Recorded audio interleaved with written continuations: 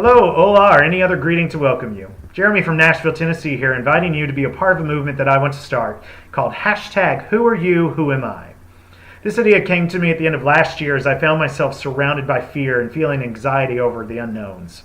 I realized for myself that the fears I felt were based around strangers, that I couldn't predict how they were going to act or think or believe. I was hearing stories of extreme actions taken by men towards women or one race toward another. I was reading stories of families breaking ties because members didn't agree on certain issues. Now, if we are honest with each other, these things existed long before the election and will continue to exist for centuries to come. But it was so shocking because hate and prejudice and bitterness were making themselves present and known and heard in a world that never wanted to see or acknowledge their existence in the first place. The reality is, I will never know everyone that is standing around me unless I move to a commune. But this extrovert needs his variety of people. You know, we often approach others that have a different opinion with an attitude of, who are you to judge me, or who are you to believe this way? But we don't stop to listen, and most aren't ready to explain with authenticity who they are.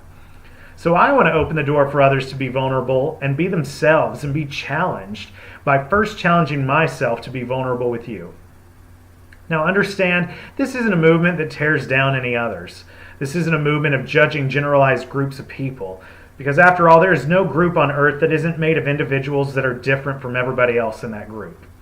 This is a movement of transparency and vulnerability.